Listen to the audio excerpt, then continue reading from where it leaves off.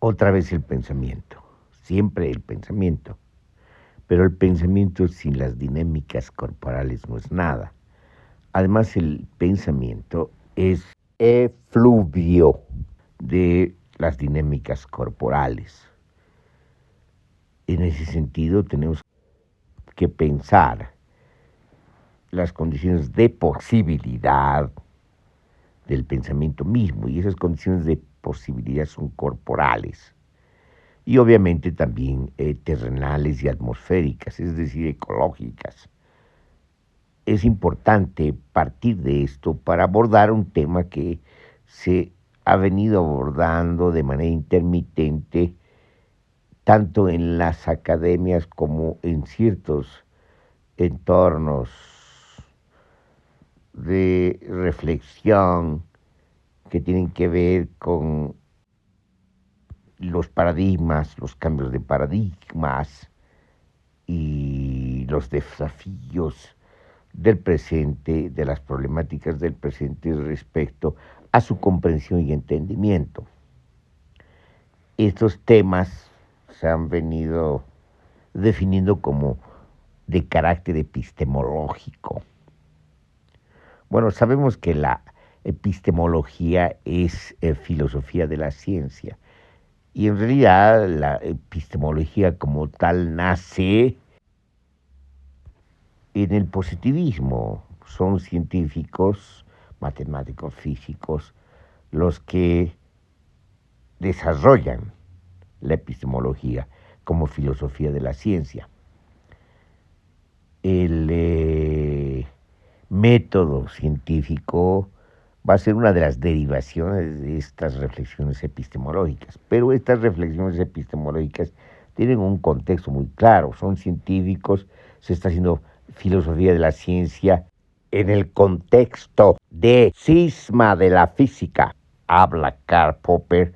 los obliga a hacer una evaluación de lo que está ocurriendo en términos de estos desplazamientos y rupturas epistemológicas de la física. Pero por otra parte, el contexto histórico, político y cultural tiene que ver con la arremetida nazista y fascista en Europa de ese entonces, y los científicos recurren a la ciencia como un instrumento para defenderse precisamente de este apocalipsis nazi y fascista. Entonces, esos son, si ustedes quieren, los contextos de la epistemología. Y lastimosamente, tanto en los cursos de metodología de la investigación, sobre todo en ciencias sociales y humanísticas, se olvida este origen y se da de manera inmediata a asumir la epistemología en sus formas más contemporáneas o en las discusiones más recientes y quizás también anacrónicas. Y se habla básicamente de varias corrientes epistemológicas. Quizás uno de los libros más referenciales es el de Kuhn, que tiene que ver con las revoluciones científicas, donde de manera más clara está hablando de cambios de paradigmas en las ciencias y de las revoluciones científicas y de lo que ocurre en las estructuras enunciativas de la ciencia. A partir de ahí, bueno, se conoce el texto y la preocupación de Gaston Bachelard sobre la epistemología, donde de manera más directa habla de ruptura epistemológica, un término que lo va a asumir Althusser, Luis Althusser, cuando va a hablar de el Marx joven y el Marx viejo, para decirlo de manera más sencilla y esquemática, y va a hablar de una ruptura epistemológica en el marxismo. Como verán, digamos, estos términos no tienen un mismo referente ni un mismo asidero y tiene connotaciones distintas y por lo tanto hay una especie de polisemia de sus significados. Podemos decir, como una primera conclusión, que las discusiones epistemológicas adquieren mucha amplitud y en determinado momento podemos decir que el uso de estos términos termina siendo especulativo y muchas veces provisional, sobre todo en la contemporaneidad y en las discusiones universitarias. Entonces es indispensable un poco poner los puntos sobre las IES y ordenar el debate y la discusión o la reflexión sobre estas cuestiones epistemológicas. Nos hemos acostumbrado en un momento determinado, sobre todo en el colectivo Epísteme de Bolivia, a hablar y distinguir la epistemología vinculada al positivismo. En realidad se está hablando de metodología y no de epistemología, aunque se tiene clara conciencia de que se trata de filosofía de la ciencia, que se va a usar en términos de filosofía también del saber, sobre todo a partir de las lecturas de Michel Foucault, de las palabras y las cosas, y la arqueología del saber, donde la epistemología, o más bien en el caso de Foucault, la crítica de la epistemología adquiere otras connotaciones que tienen que ver con las estructuras de pensamiento, que es el término inicial que usa Foucault, y después la arqueología del saber, que tiene que ver básicamente con un núcleo referencial que es el enunciado, y que tiene que ver además con lo que él llama las prácticas discursivas, que a partir de esa reflexión, de esa evaluación crítica y esa defensa en la arqueología del saber de las palabras y las cosas, él va a usarlas en términos de prácticas discursivas que también están vinculadas a las prácticas no discursivas, que son las prácticas relativas a las relaciones de poder y a los agenciamientos concretos de poder, es decir, a las instituciones. Entonces, estamos hablando de esa relación entre lo que podemos llamar el ámbito del poder y el ámbito del saber, que están ligados y atravesados, no solamente complementados.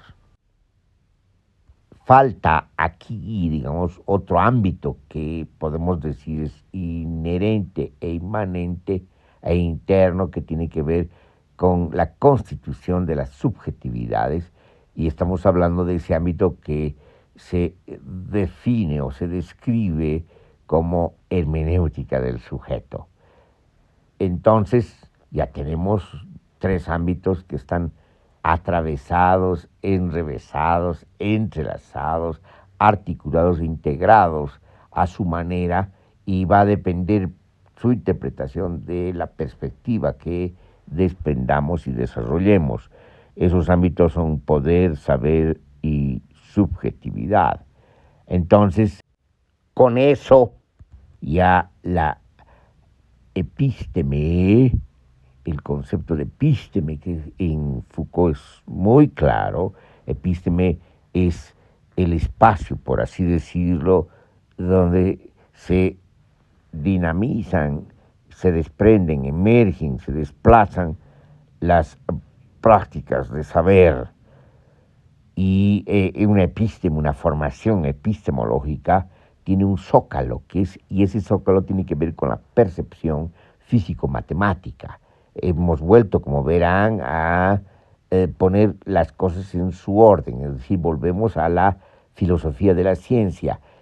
o a la interpretación de la ciencia, o a la crítica de la ciencia, o del saber de la ciencia desde esta perspectiva que tiene que ver y se desprende de las palabras y las cosas. Entonces, al volver al zócalo, decimos que no se puede ir más allá del horizonte abierto físico-matemático, y sobre este horizonte, esta perspectiva, este conocimiento, se construyen las otras ciencias, ¿no? Las ciencias de la naturaleza y las otras ciencias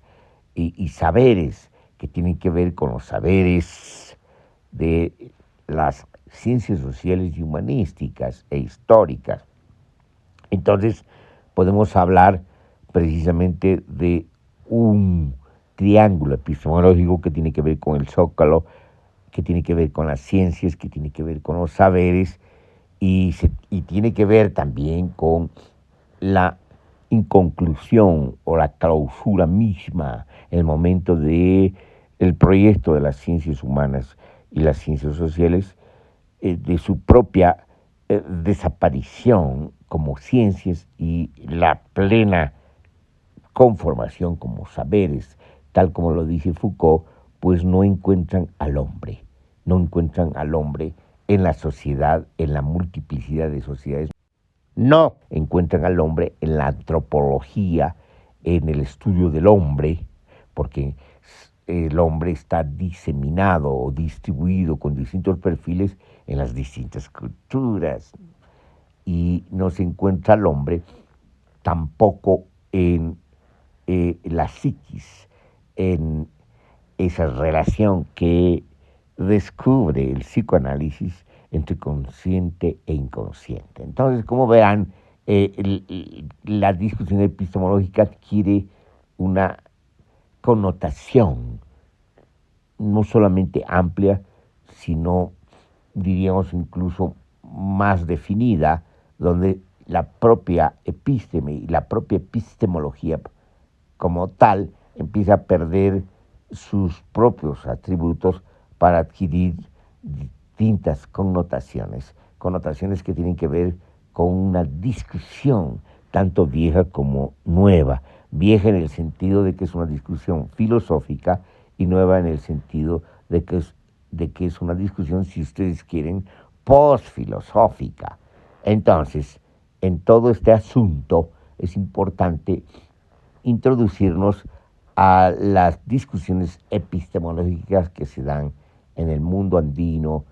en el mundo masónico y chaqueño, en el continente de Abya-Yala, porque allí se usa epistemología como epistemología andina, como epistemología indígena, y habría que evaluar precisamente el sentido y el alcance de este uso, y si puede haber una epistemología indígena y una epistemología andina, incluso una epistemología masónica,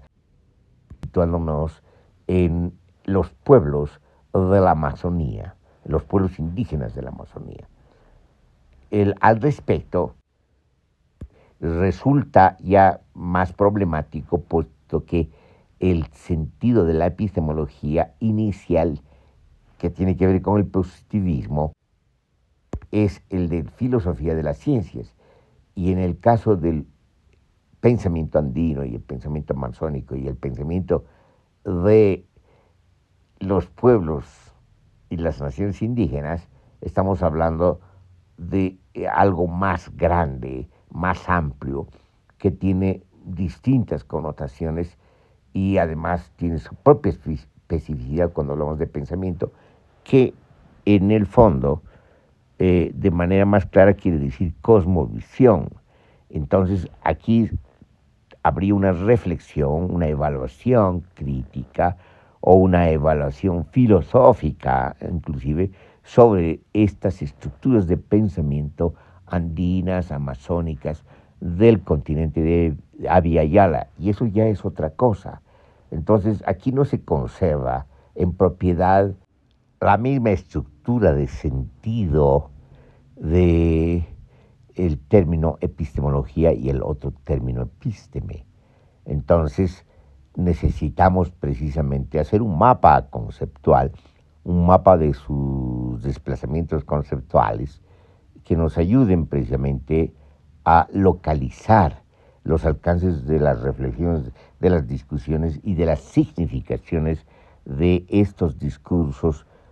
contemporáneos que hablan de epistemología. Entonces, a partir de estas consideraciones podemos lanzar algunas conclusiones preliminares que nos ayuden precisamente en el ordenamiento, en el aclaramiento, en el esclarecimiento de estas discusiones. y de sus alcances, de su importancia, pero también en otros casos de su banalidad y trivialidad, en la medida que no se encuentran sus delimitaciones y todo se confunde. Entonces, una primera conclusión sería la siguiente. Hablar de epistemología en el sentido demasiado amplio no ayuda precisamente al objetivo que se quiere conseguir, y ese objetivo que se quiere conseguir es hablar con propiedad de estructuras de pensamiento diferenciadas e incluso complementarias, e incluso en otro caso, digamos, duales o antagónicas o opuestas. Por lo tanto, no podemos resolver el problema de las estructuras de pensamiento y de sus alcances, sobre todo cuando queremos articular los alcances a consideraciones de carácter político que tienen que ver, por ejemplo, con las liberaciones o que tienen que ver, en el caso de Abya Yala, con la descolonización. Entonces, cuando hay una confusión en los términos y en el término de epistemología, terminamos perdiendo precisamente los horizontes, de tal manera que estamos en una niebla muy grande donde no se ven pues los límites de nada y por lo tanto todo termina siendo más o menos nublado. Entonces de lo que se trata precisamente es de dispersar la neblina y por lo tanto lograr un desnublamiento para ver con claridad, a la luz del sol, para seguir con la misma metáfora. Entonces, si hablamos de descolonización, esto implica básicamente deconstruir las estructuras coloniales, tanto institucionales como imaginarias, tanto de dispositivos coloniales como de inscripciones en la superficie del cuerpo y en los expresores corporales. Y por lo tanto también implica una deconstrucción de lo que significaría una colonización en los expresores del cuerpo, es decir, en la constitución de subjetividades colonizadas. Esto se entiende de manera muy clara, pero en este caso, digamos, la discusión epistemológica se vuelve amorfa, puesto que no ayuda a una comprensión de lo que implica la colonización en ese sentido, en el sentido de las estructuras de pensamiento, de las estructuras imaginarias, y si ustedes quieren, para volver al término que hemos usado, a los desplazamientos de las cosmovisiones. Muy bien, entonces la primera situación es desligar la descolonización con la reflexión epistemológica. En este caso, la reflexión epistemológica tendría un alcance diferenciado, como hemos hablado y recurriendo a nuestra exposición, de lo que implica la filosofía de la ciencia y por lo tanto una reflexión en torno a los desplazamientos y a las rupturas epistemológicas en la ciencia. Otra cosa sería una reflexión vinculada a la descolonización que tiene que ver con las formas, estructuras de saber y por lo tanto tratar de comprender lo que implica precisamente el abigarramiento cultural, el barroco cultural, el entrelazamiento cultural, donde las resistencias culturales juegan un papel importante y en ese sentido estamos hablando de una arqueología de los saberes que estarían en concurrencia y, si ustedes quieren, en confrontación. En este caso, para volver a usar la epistemología, usando el sentido epistemológico desde una perspectiva más amplia. Entonces, claro, ahí se entiende de lo que estamos hablando en la medida que ya tenemos ordenado un mapa conceptual de lo que estamos hablando. Y aquí habría dos mapas, no solamente un mapa de los desplazamientos del sentido de epistemología, sino también un mapa de lo que implica en sentido claro la descolonización, donde hay distintas connotaciones, connotaciones institucionales de la desinstitucionalización de las instituciones coloniales, es decir, y en este caso ya no sería una deconstrucción, porque la deconstrucción tiene que ver con las formaciones discursivas, sino sería una diseminación institucional, como habla Jacques Derrida en su texto Diseminación, y en su clara posición política, porque para él la diseminación es política y la deconstrucción es hermenéutica. Entonces ahí sí tenemos un orden. Entonces, volviendo otra vez a estas reflexiones contemporáneas sobre epistemología, es indispensable, por lo tanto, poner en orden estas discusiones, porque si no nos van a llevar a una confusión discursiva y nos van a llevar no solamente a una confusión discursiva, sino van a impedir que nos aclaremos precisamente lo que estamos buscando y por lo tanto que no encontremos lo que estamos buscando, que es una claridad sobre esta situación, sobre todo cuando esta claridad es necesaria en función de las acciones que queremos emprender desde la perspectiva de las liberaciones, de las descolonizaciones y sobre todo de las liberaciones desde el punto de vista de la memoria y el porvenir de las naciones y pueblos de Abya Yala. Estamos ante un debate que va más allá de la epistemología, más allá de los alcances de la discusión epistemológica. Estamos hablando en un sentido concreto, claro y bien definido de una discusión ecológica en el sentido de la ecología compleja. Por lo tanto, estamos hablando de una articulación de ámbitos, de planos de intensidad y de espesores de intensidad donde las estructuras corporales, las estructuras territoriales, si ustedes quieren las estructuras climáticas, pero también las estructuras sociales, además las estructuras imaginarias se entrelazan.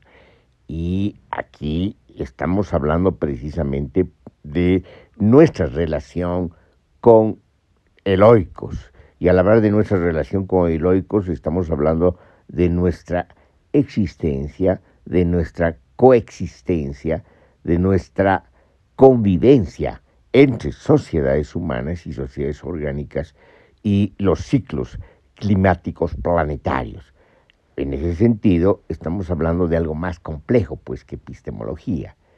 Y por lo tanto, para nosotros es necesario lograr visualizar esta complejidad para poder apuntalar los objetivos que se están buscando, que tienen que ver básicamente con el porvenir, con el destino, con las liberaciones, con la descolonización. En conclusión, requerimos, pues, como dice Walter Benjamin, parar la historia, suspendernos en la historia, parar a la locomotora desbocado, que es la locomotora de la civilización moderna, suspendernos sobre esta locomotora detenida y por lo tanto situarnos en ese punto intenso donde se conectan de manera inmediata pasado, presente y futuro. Y eso implica entender que estamos en ese espesor, en ese nudo donde tomamos una decisión y nos abrimos de manera voluntaria a un porvenir abierto, un porvenir de horizontes, un porvenir de otros mundos y otros universos que van a ser producto de nuestra potencia social.